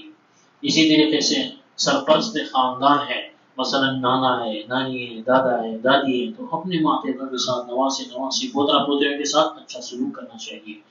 ایسے استاد ہے تو اپنے شاگردوں کے ساتھ اچھا سلوک کرنا چاہیے۔ کسی علاقے کا ذمہ دار ہے تو اپنے ماتحتوں کے ساتھ اچھا سلوک کرنا چاہیے۔ دکان کا مالک ہے، اس کے ہاتھ کے نیچے کام کرنے والے نوکروں چاکروں کے ساتھ اچھا سلوک کرنا چاہیے۔ پیارے نبی صلی اللہ علیہ وسلم نے یہ ساری چیزوں کے ہم کو جو ہے ہونا چاہیے تعلیم دیا ہے۔ یہاں میں 2 چیزوں کا تذکرہ کرتا ہوں خاص طور پر، ایک ہے حضرت سیدنا زید بن حارثہ رضی اللہ عنہ، اور ایک حضرت انس رضی اللہ تعالی۔ حضرت زید بن حارثہ جو ہے اصلاً یہ غلام تھے، اور وہ کسی نے ان کو جو ہے پہلے دور جاہلیت میں، اسلام سے پہلے، جیسے میں نے بھی کہا، لوٹ مار ہوتی تھی، تو قبیلوں پہ لوٹ مار کر کے ان کے قبیلے سے لا کر ان کو بازار میں فروخت کر دیا، اور اس کو حضرت خدیجہ رضی اللہ عنہ خرید لیا تھا، پھر خرید کر ہمارے نبی صلی اللہ علیہ وسلم کی خدمت میں دے دیا۔ اللہ کے نبی صلی اللہ علیہ وسلم نے ان کو آزاد کر کے اپنا منہ بولا بنا لیا، منہ بولا بیٹا۔ حضرت زید بن حارثہ نبی صلی اللہ علیہ وسلم کے منہ بولے بیٹے تھے، حقیقی بیٹے تو 3 تھے جو بچپن میں انتقال کر گئے، کوئی بھی بڑے نہیں ہوئے۔ تو حضرت زید بن حارثہ کے بارے میں آتا ہے کہ جب ان کے حقیقی جو ماں باپ تھے ان کو معلوم ہوا کہ ہمارا بچہ تو آزاد ہے، ہمارا آزاد خاندان ہے، ہم لوگ غلام نہیں ہیں، مگر ہمارا بچہ جو ہے زید و محمد کے پاس ہے، غلام بن کر کسی نے ہم کو فروخت کر دیا، وہ لینے کے لیے آئے۔ پیارے نبی صلی اللہ علیہ وسلم سے بات کیا، آپ صلی اللہ علیہ وسلم فرمایا کہ بالکل ٹھیک ہے، اگر تم کو اپنا بچہ چاہیے ہم رخصت کرنے کے لیے تیار ہیں، آپ اپنے بچے کو لے جا سکتے ہیں۔ لیکن ماں باپ نے جب حضرت زید رضی اللہ عنہ سے بات کیا تو کہا کہ نہیں، تم جیسے ہزاروں میں لاکھوں بڑھ کے بہترین باپ مجھے محمد کی شکل میں مل چکا ہے، اور ماں حضرت عائشہ رضی اللہ عنہ کی شکل میں بہترین ماں مجھے مل گئی، ایسے ماں باپ کو چھوڑ کر میں جانے تیار نہیں۔ یہ اسلامی معاشرہ، یہ ہمارے نبی صلی اللہ علیہ وسلم کی معاشرت، یہ اپنی سگی اولاد کو دور کی بات ہے، اپنے سگے بھائی بہن تو دور کی بات ہے، اپنے سگے رشتے دار دور کی بات ہے، ایک اجنبی بچے کو منہ بولا بیٹا بنا لیا، اس کو ایسی محبت دی کہ وہ اپنے سگے ماں باپ کو بھی چھوڑ کر، آپ یعنی حضور صلی اللہ علیہ وسلم کو چھوڑ کے ماں باپ کے ساتھ جانے تیار نہیں ہے، سگے ماں باپ کو چھوڑ کے آپ کے ساتھ رہنے کے لیے تیار ہے۔ تو یہ ایک دوسرا حضرت انس رضی اللہ عنہ۔ حضرت انس کون ہے؟ یہ رشتے میں ہمارے نبی صلی اللہ علیہ وسلم کے خالہ ہیں۔ یہ اصل میرا یہ انٹرسٹڈ ٹاپک ہے، میں سمجھا تھا کہ آج میرے کو یہ خاندان کے اوپر بولنا ہے، کہ میرا جو انٹرسٹڈ ٹاپک ہے سیرت میں وہ گھریلو خاندانی گھریلو زندگی، تو اس پر میں کافی دلچسپی سے اور کافی تفصیل سے بولتا ہوں، مگر حضرت انس رضی اللہ عنہ جو ہے برات نبی کریم صلی اللہ علیہ وسلم کے خلیل بھائی، حضرت ام سلیم رضی اللہ عنہ جو ہے وہ آپ کی خالہ محترمہ تھی، ان کے بیٹے تھے حضرت انس رضی اللہ عنہ۔ بچپن میں ان کے شوہر مسلمان نہیں ہوئے تو حضرت ام سلیم رضی اللہ عنہ ان سے جدائی کی اختیار کر لی، اور یہ سوچا کہ میرا بچہ چھوٹا ہے، سسرال والے کافر مشرکہ ہیں، میرے بچے کو لے کے کافر مشرک بنا دیں گے کہیں، اس لیے ڈر کے مارے حضرت ام سلیم رضی اللہ عنہ نے حضرت انس رضی اللہ عنہ کو اللہ کے نبی صلی اللہ علیہ وسلم کی خدمت میں پہنچا دیا۔ اس لیے حدیث میں آتا ہے کہ حضرت انس فرماتے ہیں کہ 10 سال تک میں نے پیارے نبی صلی اللہ علیہ وسلم کی خدمت کیا ہے، اور گویا ایک ماتحتی میں جیسے حضرت انس حضرت زید حضور کے ماتحتی میں تھے، ایسے ہی حضرت انس رضی اللہ عنہ بھی حضور صلی اللہ علیہ وسلم کی ماتحتی میں تھے، اور میں کہ اللہ کے نبی صلی اللہ علیہ وسلم کی طرف غیر معمولی محبت شفقت میں نے دیکھا نہ۔ کبھی کبھی بچے ہیں چلبلے کاما کرتے ہیں، غصہ ہوتا تو میں بھی کبھی کبھی چلبلے کاما کر دیتا تھا، اللہ کے نبی بولے سو سنتا نہیں تھا، اور بولے سو تھوڑی دیر میں کرتا تھا، جویش نہیں کرتا تھا، بعد میں کرتا تھا، کوئی کام سے بھیجتے گھر کو جاتا، میں باہر جاتا تو دوستوں کے ساتھ کھیل میں لگ جاتا تھا، حضور کی بات یاد نہیں رہتی تھی، غصہ آتا تھا حضور صلی اللہ علیہ وسلم کا مدد آپ کی، کبھی آپ نے مجھے مارا نہیں۔ ایک مرتبہ فرماتے کہ بہت زیادہ غصہ اگر اللہ کے نبی صلی اللہ علیہ وسلم نے دیکھا تو ایک مرتبہ یہ دیکھا کہ آپ کسی ضروری کام سے بھیجیں، میں دوستوں کے ساتھ کھیل میں لگ گیا، حضور صلی اللہ علیہ وسلم تلاش کرتے کرتے پہنچ گئے جہاں میں کھیل رہا تھا، آپ کے پاس مسواک تھی، غصے میں فرمایا میں نے تجھے اس کام کے لیے بھیجا، تو نے کیوں نہیں کیا؟ بس خالی ڈانٹتے ہوئے مسواک دکھایا، مانے نہیں، بس فرمایا کہ بہت زیادہ غصہ ہو گیا۔ اس طریقے سے اپنے ماتحتوں کے ساتھ جو ہے نبی کریم صلی اللہ علیہ وسلم کا معاملہ حسن سلوک کا ہونا چاہیے۔ یہ 5ویں بات ہوگی۔ اب دیکھیے اسی طریقے سے یہ جو کیا بولنا چاہیے کہ معاشرتی زندگی کو بہتر سے بہتر بنانے کے لیے ایک تو میں نے کہا ایمان، اور دوسرا میں نے کہا حسن سلوک، اور تیسری بات ہے ادائے حقوق۔ حقوق جس کا جو حق ہے ہم وہ حقوق کو ادا کریں گے تو معاشرتی زندگی ہماری بہتر ہوگی۔ اب دیکھنا چاہیے کہ مثلا ماں باپ ہیں، اولاد کے کیا حقوق ہیں ان کے ذمہ، تعلیم، تربیت، یہ سب ان کی ذمہ داری ہے۔ ایسی اولاد ہیں تو ماں باپ کی کیا ان کے اوپر حقوق ہیں، دیکھ ریکھ، ایمانداری، عیادت، اور جو ہے ان کی عزت، ان کا احترام، ان کی خدمت۔ یہاں ایک مسئلہ اس حوالے سے ذہن میں رکھنا چاہیے، علماء نے فرمایا کہ اگر ماں باپ غریب ہیں، مطلب خود اپنے پیسوں سے اپنی ضرورت پوری نہیں کر سکتے، ان کی ضروریات کی کفالت کرنا ماں باپ اولاد پر لازم ہے، لا لازم۔ اولاد ماں باپ غریب ہیں، اولاد صاحب ایسی ضرورت ہے تو ماں باپ کے حقوق لازم ہے ان کے لیے، اور اگر ماں باپ خود صاحب حیثیت ہے، اپنے پیسوں سے وہ خود اپنے حقوق ادا کر لے سکتے ہیں، تب بھی اولاد پر مستحب ضرور ہے یہ حقوق۔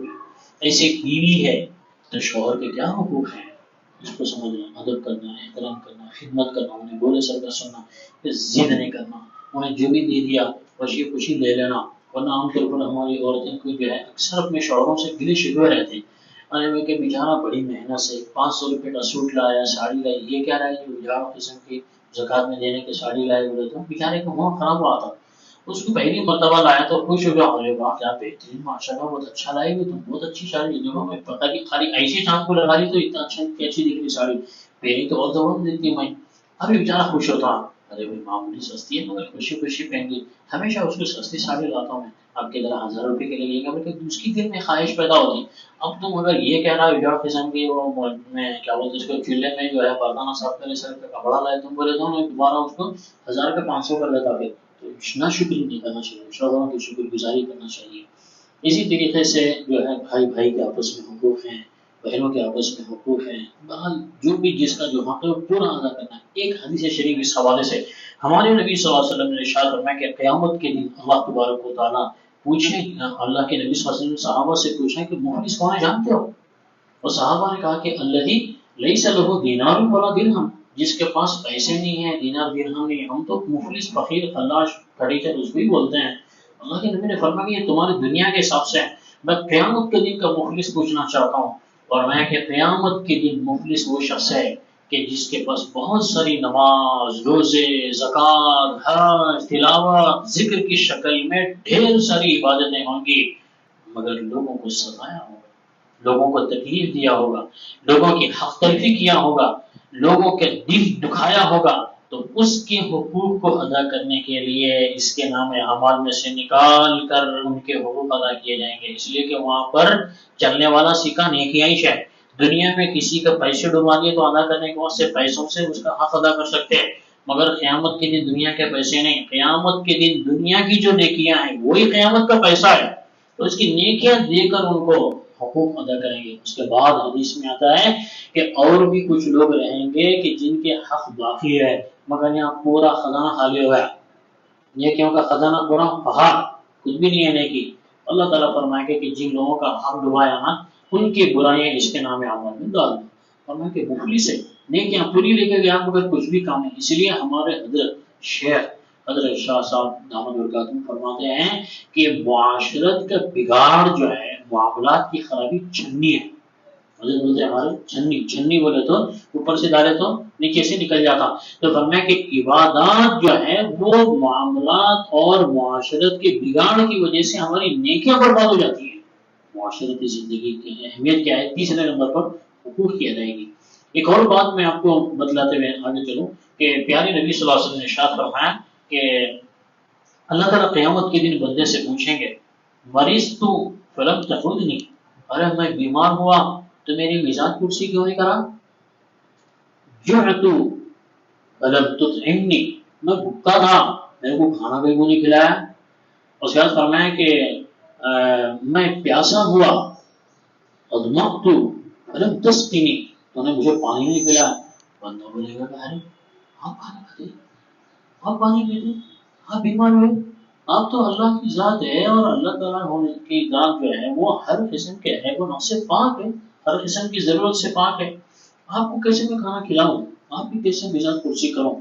اللہ تعالیٰ فرمائے گا کہ میرا فلاں بندہ بیمار تھا تو اس کی عیادت کے لیے کیوں نہیں گیا؟ اگر تو اس کی عیادت کے لیے جاتا تو میرے کو وہاں پاتا، میں تیرے کو ملتا، یعنی میری رضامندی ملتی تیرے کو. میرا فلاں بندہ بھوکا تھا تو کھانا کھلاتا تو میری رضامندی ملتی، گویا میں ملتا تیرے کو. میرا فلاں بندہ پیاسا تھا تو اس کی پیاس بجھاتا تو میں تیرے کو ملتا، یعنی میری رضامندی ملتی.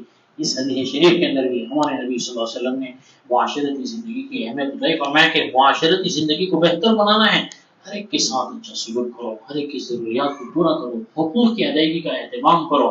ایسے ہی جو ہے معاشرتی زندگی کا چوتھا اہم حصہ جو ہے وہ ایذاء مسلم سے بچنا ہے، کسی کو تکلیف نہیں پہنچنا ہمارے سے. کیونکہ میں نے بتایا کہ معاشرے کے اندر جو ہے وہ مختلف افراد کا مجموعہ ہوتا ہے جس میں سے ایک دوسرے سے فائدے وابستہ ہوتے ہیں، ضروریات وابستہ ہوتی ہیں، تو ظاہر بات ہے کہ تکلیفیں بھی جڑی ہوئی رہتی ہیں. اس لیے بہترین معاشرے کے لیے اللہ کے نبی کا بتایا اصول یہ ہے کہ تکلیف نہ پہنچاؤ، کسی اپنے سے کسی کو تکلیف نہیں پہنچنا.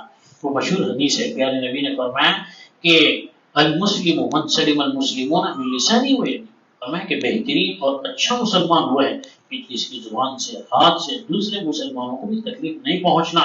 ہمارا مذہب تو یہ بتلاتا ہے کہ دوسروں کو تکلیف پہنچانا تو دور کی بات ہے، راستے میں کوئی تکلیف دینے والی چیز پڑی ہوئی ہے تو اس کو ہٹا دینا بھی ایمان کا حصہ ہے، اس کو ہٹا دینا بھی ایمان کا حصہ. فرمایا کہ ایمان کا ادنا ترین درجہ ہے.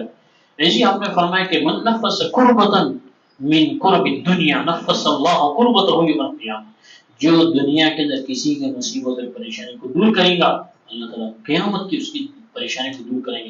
میں اس حدیث کو سمجھانے کے لیے بولتا ہوں بھائیو، دنیا کی مصیبت بڑی ہے یا آخرت کی مصیبت بڑی ہے؟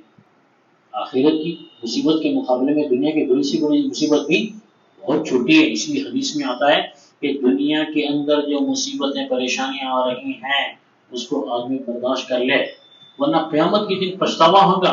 اللہ تعالیٰ دنیا کے اندر آنے والی مصیبتوں پریشانیوں پر صبر کی وجہ سے جو اعلیٰ ترین اجر و ثواب دیں گے اس کو دیکھ کے تمنا کرے گا بندہ کہ میرے کو دنیا میں جتنے پریشانیاں آئے نا اس سے اور بڑھ کے آتے تو اچھا تھا. میرے جسم پر جو ہے لوہے کی کنگھی کی جاتی، میرے جسم کو پینچی سے آگ کی پینچی سے کترا جاتا تو اور جو تصور کرتا اس کا بھی ثواب میرے کو یہاں ملتا. ہمارا اسلامی جو ہونا چاہیے کہ معاشرتی جو پہلو ہے وہ یہ کہ دوسروں کو تکلیف نہیں پہنچانا. آج کیا صورت حال ہے کہ بس آپ جل سے ہو رہے ہیں لوگوں کو تکلیف نہیں دے رہے ہیں، اور اسی طریقے سے جلوس نکال رہے ہیں لوگوں کو تکلیف نہیں دے رہے ہیں، گھروں میں دعوت ہو رہی وہ چلا چھٹی کیا کیا خطرہ کے پورا دعوتاں ہوتے رہتے ہیں، بس کچھ بھی دعوت ہوتی ادھر سے ادھر ایک ڈیرا ادھر ایک ڈیرا ادھر کھانا بھی کہاں جانا، پریشان ٹرافی پھول گلیاں بھرے ہوئے. دوسروں کو تکلیف نہیں دینا چاہیے. اور اس طریقے سے آخری پانچواں اور آخری ستون معاشرتی زندگی کا امر بالمعروف نہیں منکر کرتا ہے. اس لیے کہ بہترین معاشرہ وہ ہے جس معاشرے کے اندر جو ہے برائیاں کم ہوں. اچھا سماج وہ ہے جس میں نیکیاں زیادہ سے زیادہ ہوں۔ اب نیک لوگ جس معاشرے کے اندر ہوتے ہیں وہ بہترین معاشرہ ہوتا ہے، برے اور خراب بگڑے ہوئے لوگ جس سماج کے اندر ہوتے ہیں وہ خراب معاشرہ ہوتا ہے۔ اور لوگوں کے اندر سے برائی کو ختم کرنے کے لیے، لوگوں کے اندر برائی کو کم کرنے کی، ختم کرنے کی محنت ہونی چاہیے۔ معاشرے کے اندر اچھے سے اچھے افراد زیادہ سے زیادہ ہو جائیں، اس کے لیے امر بالمعروف کی جو ہے تلقین ہوتے رہنا چاہیے۔ لوگوں کو نماز کی طرف متوجہ کر رہے ہیں، لوگوں کو دین سکھا رہے ہیں، لوگوں کو جو ہے مسجد سے جوڑنے کی کوشش کر رہے ہیں، لوگوں کو اللہ اللہ سکھا رہے ہیں، لوگوں کو قرآن پڑھنا سکھا رہے ہیں، لوگوں کو اچھے حقوق کی تلقین کر رہے ہیں۔ یہ امر بالمعروف نہیں ہے منکر، یعنی لوگوں کو نیکی کی تلقین کرتے رہنا اور برائی سے روکتے رہنا، تو اس کی وجہ سے زندگی کے اندر اچھائیاں آئیں گی، برائیاں نکلیں گی، اور زندگی کے اندر جب اچھائیاں آئیں گی، برائیاں نکلیں گی، تو معاشرے کے اندر اچھے افراد کیا ہے، بڑھتے چلے جائیں گے، اور برائی جب ختم ہوگی تو برے لوگ بھی ختم ہوتے چلے جائیں گے، جس کے نتیجے میں اچھا معاشرہ وجود میں آئے گا، جو معاشرہ ہمارے نبی صلی اللہ علیہ وسلم دنیا کے اندر آپ نے تیار کیا تھا۔ اسی طریقے سے آخری پہلو ہے معاشرت کو بہتر سے بہتر بنانے کے لیے کہ آداب کا پہلو، ہر چیز کے آداب ہمارے نبی صلی اللہ علیہ وسلم کو سکھائے، ہمیں کہ مسجد میں آنے کے آداب، گھر میں آنے کے آداب، بیت الخلاء سے نکلنے کے آداب، کھانے کے آداب ہیں، سونے کے آداب ہیں، پانی پینے کے آداب ہیں، کسی کے پاس مہمان بن کے جا کے کھانے کے آداب ہیں، اور کسی کو اپنے پاس مہمان بنا کر بلا کے کھانے کے آداب ہیں، تجارت کے آداب ہیں، شادی کے آداب ہیں، ہر چیز کا ادب، حتیٰ کہ یہاں تک فرمایا کہ ایک مسلمان کے دوسرے مسلمان پر جو حقوق ہیں، جو آداب اس میں سے ایک اہم ترین ہے، تو میں کہ انہیں چھینکا تو اس کی چھینک کا جواب دینا، دعائیں چکا یرحمک اللہ، اور سلام کرنا، سلام کرا تو سلام کا جواب دینا، اور مظلوم کی مدد کرنا، اور راستے بھٹکے ہوئے لوگوں کے کو راستہ دکھانا۔ اسی طریقے سے پیارے نبی صلی اللہ علیہ وسلم نے جو بتلایا اچھے معاشرے کے لیے، فرمایا کہ اگر بیمار ہو جائے تو اس کی عیادت کرنا، آپ صلی اللہ علیہ وسلم سب کی عیادت کرتے تھے۔ معاشرتی زندگی، ابھی میں نے یہود کا ذکر کیا، حدیث میں ہوتا ہے کہ ایک یہودی بچہ تھا چھوٹا، اللہ کے نبی کی خدمت کے لیے آتا تھا، تو معلوم اللہ کے نبی صلی اللہ علیہ وسلم کو بیمار پڑ گیا، اس کی عیادت کے لیے مزاج پرسی کے لیے چلے گئے آپ صلی اللہ علیہ وسلم، وہاں گئے اور اس کو مزاج پرسی کر کے اس کے ہاتھ میں صحت کی دعا کرتے ہوئے اس کو دین کی دعوت دی، ہمیں کہ اصلی ارے بچے مسلمان ہو جائے۔ تو حدیث میں ہوتا ہے کہ جب اللہ کے نبی نے اس سے یہ کہا تو نے اپنے باپ کو دیکھا، کیونکہ بچہ چھوٹا تھا، چھوٹے بچے بڑوں کے تابع ہوتے ہیں، اور چھوٹے بچوں کو کبھی بھی بڑوں سے پوچھے بغیر بڑے بڑے کام نہیں کرنا، بڑوں سے پوچھے بغیر چھوٹے جب بڑے بڑے کام کریں گے تو اس کے پیچھے مصیبتیں بھی بڑے بڑے نکلتے ہیں، اس لیے بڑے بڑے مصیبتوں سے بچنے کے لیے بڑوں سے اطلاع دے کے، بڑوں سے مشورہ کر کے، بڑوں کے علم میں لا کے کرنا چاہیے۔ وہ بچہ بھی جو ہے سلیقے والا تھا، اللہ کے نبی کا خادم تھا، کوئی چھوٹے موٹے آدمی کا خادم نہیں تھا، انہیں بڑا سمجھدار بچہ تھا، اس لیے اس نے اپنے باپ کی طرف دیکھا، گویا اس کے دیکھنے کے انداز سے ایسا معلوم ہے اس کا باپ نے یہ سمجھا کہ شاید بچہ جو ہے وہ مسلمان ہونے کے لیے باپ کی اجازت کا انتظار ہے، اور چونکہ وہ بھی اللہ کے نبی کے اخلاق سے متاثر تھا، اس نے کہا کہ محمد اطع ابو القاسم، فرمایا کہ محمد تم کو جس بات کی دعوت دے رہے ہیں ان کی دعوت کو قبول کرو، یعنی تو مسلمان ہو۔ حدیث میں آتا ہے کہ فوری وہ مسلمان ہو گیا بچہ، اور آپ نے جاتے ہوئے دعا کی، بلکہ اللہ کا شکر ادا کیا کہ اے اللہ آپ کا احسان ہے کہ جس طریقے سے آپ نے اسلام کی دولت دے کر اس بچے کو جہنم کی آگ سے بچایا ہے، ایسی ہی بیماری سے بھی بچا لیجیے۔ چنانچہ بچہ صحت مند بھی ہو گیا، مسلمان بھی ہو گیا، تو بیمار ہو گیا تو کیا کرنا ہے، مزاج پرسی کرنا، یہ دیکھنا نہیں کہ اپنا دگنا ہمارے سے اس کے کچھ فائدے ہیں نہیں ہیں، اپنے کو لڈو ملتا نہیں ملتا، اس کی عیادت کرے تو کیا پھوٹی کوڑی کا فائدہ نہیں، ایسا نہیں سوچنا، اللہ تعالیٰ کو راضی کرنا ہمارا مقصد ہے، بس اللہ کو راضی کرنا ہے۔ تو خاندان کا غریب بیمار پڑ گیا تو بھی ہم کو ثواب ملنے والا ہے، مالدار بیمار پڑ گیا تو بھی ثواب ملنے والا ہے، ایسے ہی تعزیت انتقال ہو جائے تو تسلی دینا، اس کو پرسا دینا، بولتے پرسا بولے تو بھی نہیں معلوم، ایک دم کیا بولا سکی مکی تقریر ہو جائے گی کہیں، آخر میں تھوڑا ہلکا سا ہزار کے بات کو ختم کر دوں گا۔ چار دوستاں بیٹھے ہوئے تھے، وہ بیچارہ اس میں بھولا بھالا تھا، جو دوستاں کیسا کاٹتے دیکھو آپ، انہیں بلا رہے باپ نے فلاں فلاں دوست نے کہا کہ والد صاحب کا انتقال ہو گیا ہے، بہت اچھے بھی تھے، اپنے بھی ان سے اچھے تعلقات تھے، اب جیسے تعلقات ہوتے ہیں نا وہ حساب سے پوچھنا دل جا کے دینا پڑتا، کیا کرنا پڑتا، اور لاڑ بازار میں بہترین قیمتی بہت اچھا مہنگے سے مہنگا ابد جو ہے لاڑ بازار سے پوچھنا دے کے خریدیں گے، کیا کریں گے، سب جنے 500-500 روپئے ڈالیں گے، تو بھی کیا پہلے میرے لیے وہی بلکہ جاؤ، کبھی جب میں ہاتھ نہیں ڈالنے والا ڈال دیا، اس کے پیچھے کے راستے سے بھیج کے بچے کو بولے رہی لڈو کھارا اور جو ہے چائے پان لا کے بسکٹ لا کے پورے 500 روپے ختم کر دے لایا بیچارہ. ارے یہ کیا ہے؟ وہی پلسا ہے تمہارا. بیچارے کو معلوم نہیں پلسا کس کو بولتے ہیں، تو بھی دادی کو. تو پلسے کا مطلب یہ ہے کہ کسی کا انتقال ہو جائے تو اس کو جا کے اس کے متعلقین ہیں ان کو تسلی دینا اور ان کے ساتھ جو ہے دلاسا دینا، ان سے تعلق کا اظہار کرنا، دعائیں مغفرت کرنا، ان کی خوبیاں ذکر کرنا. اور اسی طریقے سے فرمایا کہ اگر وہ دعوت دیتے دعوت کو قبول کرنا، یہ سب کیا ہے؟ اسلامی آداب ہے. ان اسلامی آداب پہ اگر ہم جو ہے لحاظ رکھیں گے تو معاشرتی زندگی بہتر ہوگی. میں آخر میں پھر جو ہے اپنی پوری گفتگو کا خلاصہ ہوں، جیسے میں نے شروع میں کہا، بات کو ختم کر رہا ہوں میں. دیکھیے نمبر 1 میں نے کہا کہ معاشرہ کس کو کہتے ہیں، پوری تفصیل ذہن میں رکھنا. اور نمبر 2 پہ میں نے کہا کہ معاشرہ انسان کی کیسی ضرورت ہے، اتنی اہم ضرورت ہے، قرآن اور حدیث اور اللہ کے نبی کی سیرت، یہ 2 چیزیں. تیسری چیز میں نے بتائی کہ اسلام اور اللہ کے نبی صلی اللہ علیہ وسلم کے معاشرے کی زندگی کو سمجھنے کے لیے دور جاہلیت کا معاشرہ کیسا تھا وہ میں نے بتایا، اس کو ذہن میں رکھنا. اس کے بعد چوتھے نمبر پر اللہ کے نبی صلی اللہ علیہ وسلم نے کیسا بہترین معاشرہ تیار کیا وہ بتایا میں نے. 5ویں نمبر پر پیارے نبی صلی اللہ علیہ وسلم نے بہتر سے بہتر اچھے سے اچھے معاشرے کو بنانے کے لیے کیا تعلیمات آپ نے دیا ہے اور آپ نے خود عملی طور پر کیا کر کے دکھایا ہے. 6 اور آخری نمبر پر میں نے بتایا کہ بہترین معاشرے کے لیے جو آداب بتلائے گئے ان آداب کا بھی لحاظ کرنا. یہ 6 باتیں ہیں آج کی میری گفتگو کا خلاصہ. اس پورے گفتگو کے اندر میں نے یہ بتلانے کی کوشش کی ہے کہ نبی کریم صلی اللہ علیہ وسلم نے ہم کو جو معاشرت کی زندگی دی ہے سب سے بہترین زندگی دی، اور اس لیے سب سے بہترین معاشرہ وہ ہے جو معاشرہ پیارے نبی صلی اللہ علیہ وسلم نے ہم کو دیا ہے. اور سب سے اچھا معاشرہ اسی وقت بن سکتا ہے جبکہ ہم ان بتائی ہوئی 6 چیزوں کی روشنی میں ہم اپنے معاشرے کو بہتر سے بہتر بنانے کی کوشش کریں گے تو یہ بہترین شاندار معاشرہ ہے. اچھا معاشرہ وہ نہیں ہے کہ جس میں پہلوان تو رہتے ہیں، اچھا معاشرہ وہ نہیں ہے کہ جس میں خوبصورت لوگ رہتے ہیں، اچھا معاشرہ وہ نہیں ہے کہ جس میں سلم فٹ اور ہینڈسم عورتیں رہتی ہیں، اچھا معاشرہ وہ نہیں ہے کہ جس میں سب کے سب مالدار ہوں کوئی بھی غریب نہ ہو، اچھا معاشرہ وہ نہیں ہے کہ جس میں خالی بلڈنگیں ایک بھی جھوپڑی اور جو ہے ٹین کا مکان نہیں ہے. یہ اچھا معاشرہ صرف وہ نہیں کہ جس میں سب صحت مند لوگ رہتے ہیں کوئی بھی بیمار نہیں، یہ اچھا معاشرہ نہیں ہے. اچھے معاشرے کی بنیاد یہ دین کے اعتبار سے 6 چیزیں جو اللہ کے نبی صاحب نے بتائی ہوئی ہے. اور آخر میں جو ہے وہ سوالات بھی بتاؤ بولے تو میرے اپنی پوری گفتگو کی روشنی میں نے 4-5 سوال بنائے ہیں. دیکھیے خواتین سے گزارش ہے کہ ان سوالات کو نوٹ کر لیں اور میرے ان سوالات کے جوابات آپ کو پوری میری اس گھنٹے کی 1 گھنٹے کی تحریر میں مل جائیں گے. نمبر 1 معاشرہ کس کو کہتے ہیں، پہلا جو بات میں نے کی اس کا سوال. اور دوسرا معاشرے کی ضرورت کتنی ہے، معاشرے کی ضرورت کیا ہوتی ہے، کیسی ہے ضرورت، کتنی ضرورت ہے، دوسرا سوال. تیسرا سوال اسلام سے پہلے والے معاشرے پر مختصر روشنی ڈالیے. اور جتنا میں اتنا لمبا بولا اتنا لمبا تو پہلے یاد رہتی ہے. تیسرا سوال ہے اسلام سے پہلے کا معاشرہ کیسا تھا.